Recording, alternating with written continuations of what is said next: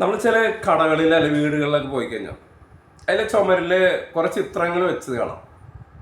അവരുടെ അച്ഛനപ്പൂപ്പന്മാരുടെയൊക്കെ ഒരു 5-6 തലമുറയുടെയൊക്കെ ചിത്രങ്ങൾ ആ കടയുടെ അല്ലെങ്കിൽ വീടിൻ്റെ ചുമരിൽ വെച്ച് കാണാം. അപ്പോൾ നമ്മൾ ചോദിച്ചില്ലേ അവർ പറയും ഇതെൻ്റെ മുത്തശ്ശനായിരുന്ന ആളായിട്ടാണ് ഇത് തുടങ്ങിയത്, പിന്നെ അച്ഛൻ്റെ കയ്യിലേക്കായി, ഇപ്പോൾ എൻ്റെ കയ്യിലേക്ക് ഞങ്ങളിങ്ങനെ ഓരോ ദിവസവും ഇത് വളർന്നുകൊണ്ടിരിക്കുകയാണ്. അപ്പം അങ്ങനെ നമ്മൾ പല സ്ഥലത്തും കാണാറുണ്ട്. അപ്പം അവരെക്കുറിച്ച് സംസാരിക്കുന്ന സമയത്ത് അവരിങ്ങനെ വായ്ത്തോരാതെ സംസാരിക്കാൻ അവരുടെയൊക്കെ കഠിനാധ്വാനത്തിൻ്റെ ഫലമാണ് ഇന്നിവർ ഇത്ര ഉയർന്ന സ്ഥാനത്തിരിക്കുന്നത്. എന്നാൽ തിരിച്ച് ഒരു അനുഭവം എനിക്കുണ്ടായി. അപ്പം അതിനെക്കുറിച്ച് നമ്മൾ ഇന്ന് ഈ വീഡിയോയിൽ പറയുന്നത്. എൻ്റെ പേര് ആന്റണി തോമസ്, ഞാൻ LIC ഏജൻ്റാണ്. അതായത്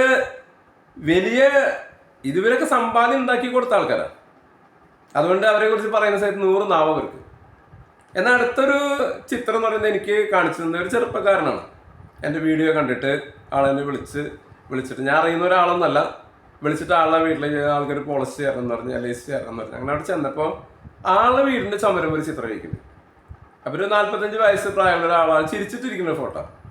അപ്പോൾ ആളിങ്ങനെ എന്നോട് പറഞ്ഞു, വളരെ ഒരു ഇതായിട്ട് എന്നോട് പറഞ്ഞു, ഇതായിരിക്കാണ്ടില്ലേ 50 ലക്ഷം തന്നു പോയ ആളായി മോള് കയറിയിരിക്കുന്നത്. അപ്പം ഞാൻ ചോദിച്ചാൽ ആരാന്ന് ചോദിച്ചു. അപ്പം അതെൻ്റെ അച്ഛനാണെന്ന് പറഞ്ഞു. അപ്പം ഞാൻ വിചാരിച്ചത് 50 ലക്ഷം രൂപ ആൾക്ക് ഡെപ്പോസിറ്റ് ഉണ്ടായിരുന്നല്ലോ, അത് മരിക്കുന്ന സമയത്ത് അല്ലെങ്കിൽ മരിച്ചതിന് ശേഷം അന്വേഷിച്ചപ്പോഴാണ് 50 ലക്ഷം രൂപ ഫിക്സഡ് ഡെപ്പോസിറ്റ് അല്ലെങ്കിൽ ഡെപ്പോസിറ്റ് ഫാമിലിക്ക് വേണ്ടി ആൾ കരുതി വെച്ചെന്ന കാര്യം അറിഞ്ഞത്. അതുകൊണ്ടായിരിക്കും ഒരു പക്ഷേ ഇദ്ദേഹം ഇങ്ങനെ പറയണമെന്ന് വിചാരിച്ചു. പക്ഷെ ആൾ പറഞ്ഞത് അതല്ല, ഡെപ്പോസിറ്റ് അല്ല, കടം വെച്ചിട്ടാണ് പോയത്. 50 ലക്ഷം അല്ല, അതിനൊക്കെ കൂടുതലുണ്ട്. പക്ഷേ 50 ലക്ഷം രൂപ എന്ന് പറയുന്നത് നമ്മളൊരു റൗണ്ടായിട്ട് പറയുന്നു. അതിനൊക്കെ കൂടുതലൊക്കെ കടമുണ്ട്. 50 ലക്ഷം വെച്ചിട്ട് ആള് പോയതാണ്.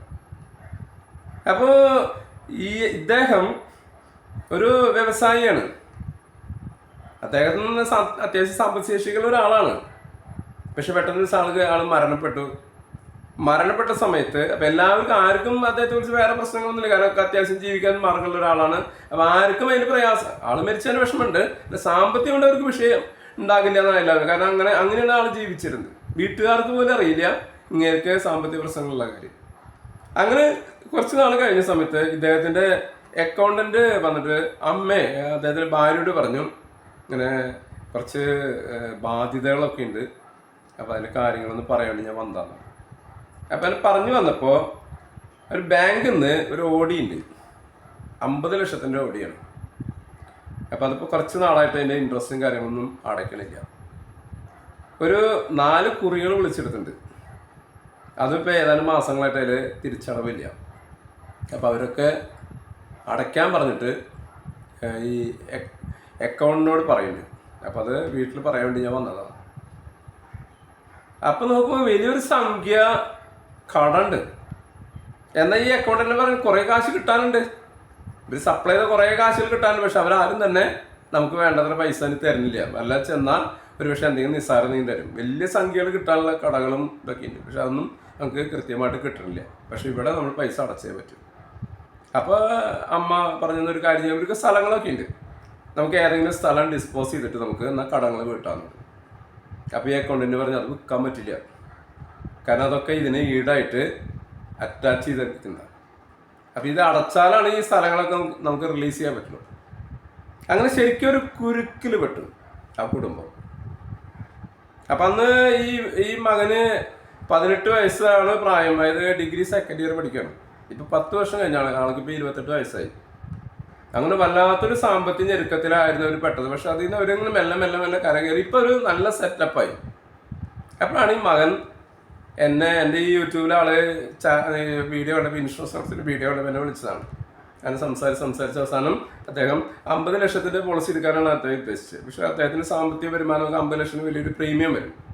അപ്പം അങ്ങനെ ഞാൻ പറഞ്ഞൊരു കാര്യം ചെയ്താൽ നമുക്ക് ഒരു 25 ലക്ഷത്തിൻ്റെ ടേം ഇൻഷുറൻസും 25 ലക്ഷത്തിൻ്റെ ഒരു പെൻഷൻ സ്കീം എടുക്കാറുണ്ട്. അങ്ങനെ അപ്പോൾ പ്രീമിയം കുറച്ച് കുറഞ്ഞു കിട്ടും. അങ്ങനെ 50 ലക്ഷത്തിൻ്റെ പോളിസിയാണ് അദ്ദേഹം എടുത്തത്. അപ്പം ഞാനിത് പറയുന്നത്, ഒരുപാട് പേര് ഇൻഷുറൻസ് വേണ്ടെന്ന് പറഞ്ഞ് നടക്കുന്നത്. ഇൻഷുറൻസ് വേണ്ട, അതൊക്കെ ഓരോരുത്തരും ഇഷ്ടമാണ്. പക്ഷെ നിങ്ങൾക്ക് ആവശ്യത്തിനുള്ള ലിക്വിഡ് ക്യാഷ്, നിങ്ങൾക്ക് എന്തെങ്കിലും സംഭവിച്ചു കഴിഞ്ഞാൽ ആ ഫാമിലിക്ക് ഉടനെ മുന്നോട്ട് പോകാനുള്ള സാമ്പത്തിക സ്ഥിതി നിങ്ങൾക്ക് ഉണ്ടെങ്കിൽ നിങ്ങൾ ഇൻഷുറൻസ് ഒന്നും എടുക്കണ്ട. അല്ല എങ്കിൽ ആ കുടുംബത്തിന് നിങ്ങൾ അപമാനത്തിലേക്കാണ് വിടണത്.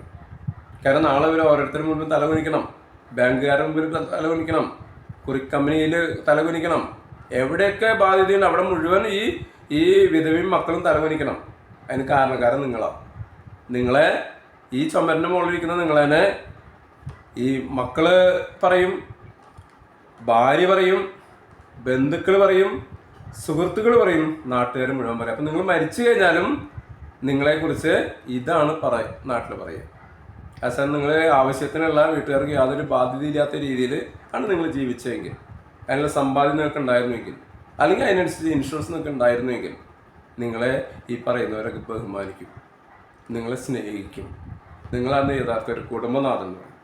അപ്പം അതിനാൽ തന്നെ ഇൻഷുറൻസ് നിങ്ങൾ ഒന്നാമതായിട്ട് കണക്കാക്കുക. ബാക്കി കുറികളും ലോണുകളൊക്കെ രണ്ടാമതാണ്. എല്ലാം ഇൻഷുറൻസിൽ അടയ്ക്കണമെന്നല്ല പറഞ്ഞത്. അതിന് നമുക്ക് ഒരുപാട് സംവിധാനങ്ങളുണ്ട്. നിങ്ങൾക്ക് ചെറിയ പ്രീമിയത്തിൽ വലിയ പരിരക്ഷ കിട്ടുന്ന പോളിസികളുണ്ട്. അപ്പോൾ അത് ഞങ്ങളുമായി സംസാരിച്ച് നിങ്ങൾക്ക് അതിനെക്കുറിച്ച് ഞങ്ങൾ പറഞ്ഞുതരും. അതിനാൽ തന്നെ നിങ്ങൾക്ക് ഞങ്ങളിത് ഇങ്ങനെ പറയുന്നു, ഒരുപാട് ജീവിതങ്ങൾ ഞങ്ങൾ കാണുന്നുണ്ട്.